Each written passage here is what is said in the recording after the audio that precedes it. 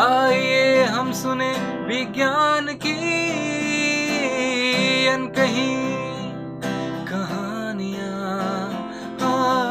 आइए हम सुने विज्ञान की अनसुनी कहानियाँ। एक नई दुनिया की आवाज आपकी आवाज, विज्ञान की आवाज, की आवाज। Celebrating Azadi Ka Amrit Mahotsav, we bring you a podcast series on STEM popularization, science, technology, engineering, mathematics, and medicine, supported and catalyzed by the National Council for Science and Technology Communication, Government of India. This program is produced by Media for Community Foundation. Creative content and technical support is given by Radioactive Community Radio, Bengaluru. एक नई दुनिया की आवाज आपकी आवाज, विज्ञान की आवाज, की आवाज, की आवाज। Latest information on STEM popularization. Sympathetic nerves suppress T-cell responses in infection and in cancer. T-cells that are chronically stimulated in viral infection or cancer enter a dysfunctional state known as T-cell exhaustion. Sympathetic nerves in tissues and tremors drive T-cell exhaustion through the action of the neurotransmitter neuroadrenaline on the B1 adrenergic receptors of T cells, with implications for cancer treatment. Government comes out with a new set of national awards in the field of science and technology and innovation known as Rashtriya Vigyan Puraskar. The Rashtriya Vigyan Puraskar shall be the one of the highest recognitions in the field of science, technology and innovations in India. The objective of the Rashtriya Vigyan Puraskar is to recognize the notable and the inspiring contribution made by the scientists, technologists, and the innovators, individually or in teams, in various fields of science, technology, and technology-led innovations. Scientists, technologists, innovators working in government, private sector, organizations, or any individual working outside any organization who have made distinguished contributions in the terms of path-breaking research or innovation or discovery in any field of science, technology, or technology-led innovation shall be eligible for the awards. People of Indian origin staying abroad with exceptional contributions benefiting Indian communities or society shall be eligible for the awards. The awards shall be given in the following 4 categories. Vigyan Ratna Award will recognize lifetime achievements and contributions made in the field of science and technology. Vigyan Shri Award will recognize distinguished contributions in any field of science and technology. Vigyan Yuva Shanti Swarup Bhatnagar Award will recognize and encourage young scientists up to the age of 45 years who made an exceptional contribution in any field of science and technology. Vigyan Team Award will be given to the team comprised. Now, our next segment is Analyst in STEM. Today, we are with Professor Sheeba Vasu, Chronobiology and Behavioral Neurogenetics Laboratory, Associate Professor, Neuroscience Unit, Jawaharlal Nehru Center for Advanced Scientific Research, Bangalore. I study biological clocks. Okay. Biological clocks means these are entities inside organisms, inside any living organism. Okay. We have a system which tells us about time. We are almost all of us, we are aware of the clocks in our hand, on our phones or anywhere else. Yes, but ma'am. maybe you are surprised to hear that in fact all of us inside our body also have a way of knowing what is the time. Okay. How do we know that that's the case? Because I'm sure you may also be aware that even before your alarm rings, you may sometimes wake up. In fact, very often, if you're so used to waking up at 6 o'clock, before your alarm rings, you may get up. Yes, ma'am. Another thing you can also see, if you look around you, all these birds and plants and animals and insects, you may see that they exhibit some patterns, daily patterns. Yes, ma'am. Every time that jasmine flower will open only at a certain time in the evening. Yes, Now you may also say that, oh, this is only because, outside, of course, sunrise, sunset happens, temperature goes up and down. But surprisingly, even if you cut out all this information about the outside world, still we also, and these animals, these plants, these little insects, even bacteria, do certain things only at certain time of the day. So we have inside us some ticking mechanism, like a clock, which tells us what is the time of day. So our studies are about the clocks. Now what about the clocks? In my lab particularly, we study two parts to this. We have two areas we explore. One, we ask, how did these clocks evolve? What are the evolutionary pressures that might change these clocks, and how do we change? The second thing is, I actually look at the nervous system. That is the place where these clocks reside. So in many animals, the clocks that are there, where are they sitting? They are sitting in nerve cells. In us humans, they actually sit in a place in the suprachiasmatic nucleus, we call it. It sits in the brain. In about 100,000 neurons are there. In the human brain also. It's like a tight cluster. But in the flies, this is also present in about 150 neurons. Instead of 100,000 neurons, you only have to worry about 100 neurons or 150 neurons in the fly's brain, because the fly also exhibits many rhythms, and you can do many kinds of experimental modulations in the fly. So we use this fly as a model. We ask how clocks evolve, and we also ask what is it the neural mechanisms by which clocks are ticking. How is your research useful for a common person or for the field of science? So in fact, like I said, clocks are present in every organism, right? Not just in humans. Of course, our human health and well-being is very tightly regulated to having good clocks. Why? Because the clocks are not just telling us cognitively that this is the time of day. It tells all our body parts that this is the time of day. That is why we can sleep or we feel sleepy at certain time of day. That is why our intestine and our stomach, our digestive system, our various endocrine systems, glands for example, secrete substances which are necessary for doing things at a certain time of the day. Imagine if your digestive system is working in hyperdrive while you're sleeping at night. You don't want that. You don't want to be having to, let's say, urinate a lot at night, right? You want to suppress certain things. You want your muscles to sort of calm down at the night. Whereas you want it to be very active at a time when you are searching for food. Imagine birds going to look out for food at early in the morning.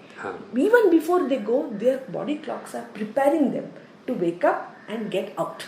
So our clocks are very much related or very much connected to our health and for our proper functioning. Now what is happening also is that, for example, in today's lifestyle, there is a lot of people staying awake at times when normally humans we have evolved so many millions of years ago.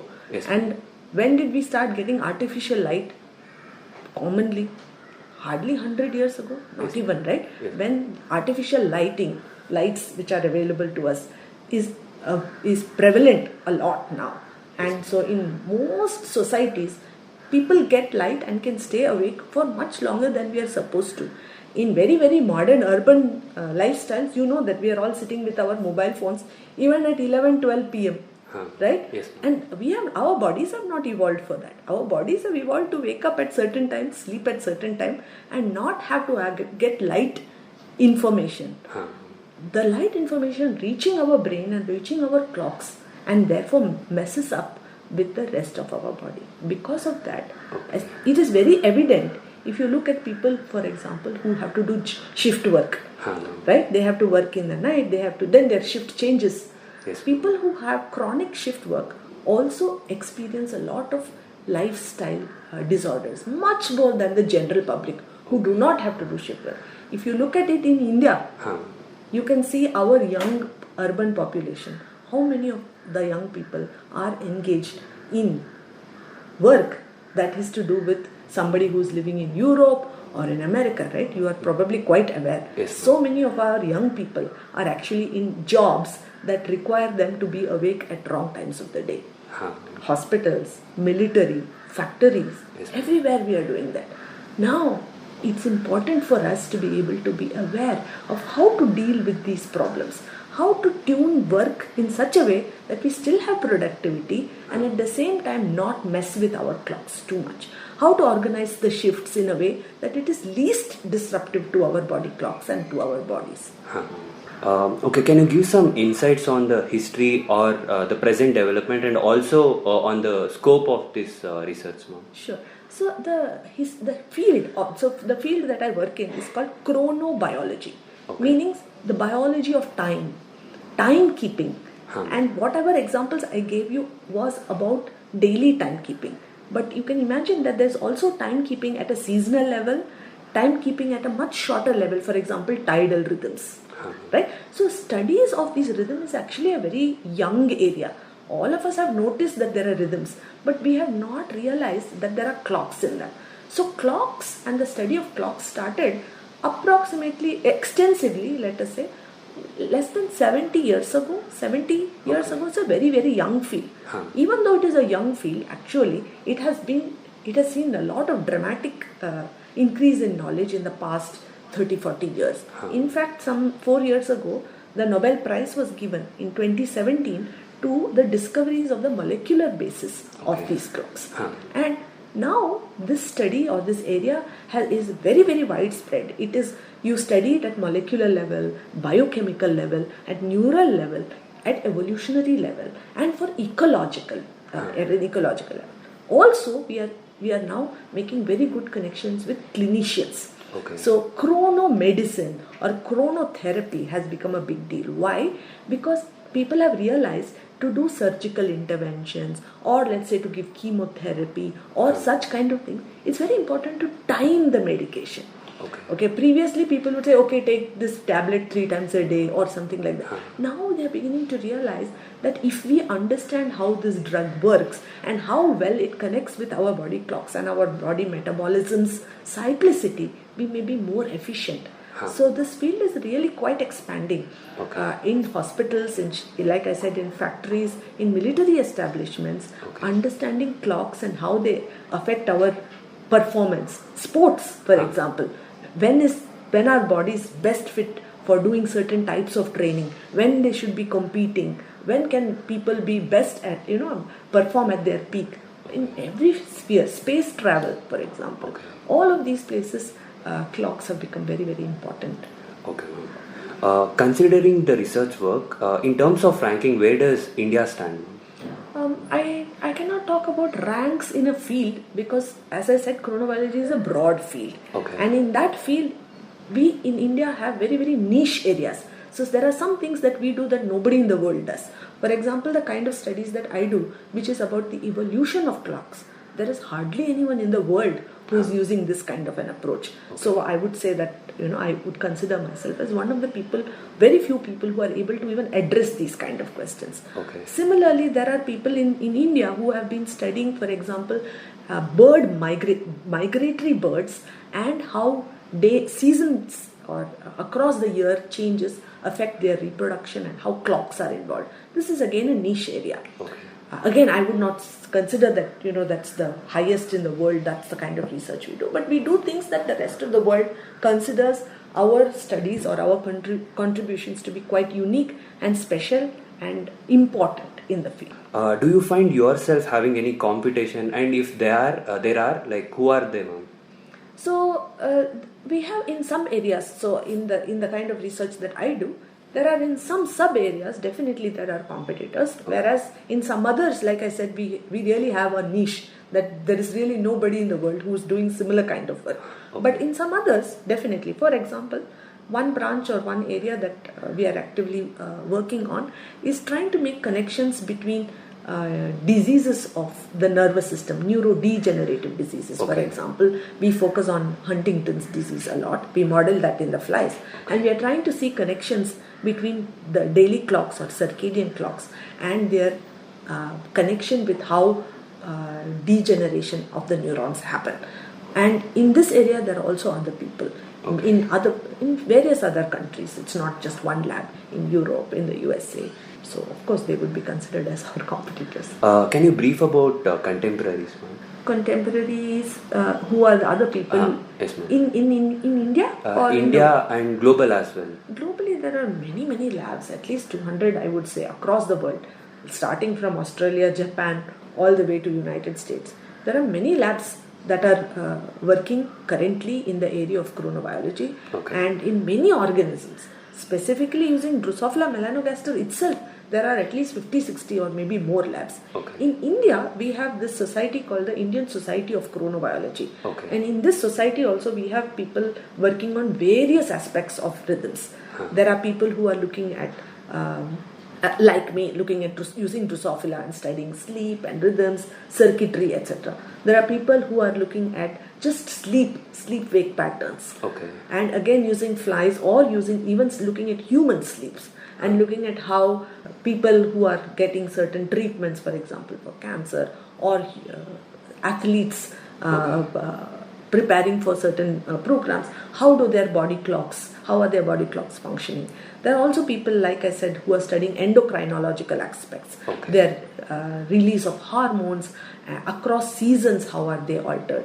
There are also people who are looking into, like I said, chronomedicine, looking to find molecules which can affect the clock that can be helpful for treatment.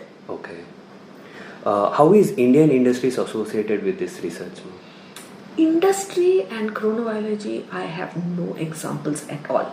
I'm not sure in the future about how industry might be collaborating with us, but I can see hope for clinicians to collaborate with us, because I think clinical practice and the understanding of body clocks are likely to be, in the future at least, more collaborative. Here we are, signing off. Stay tuned with us to catch up on the latest science updates and learn about STEM experts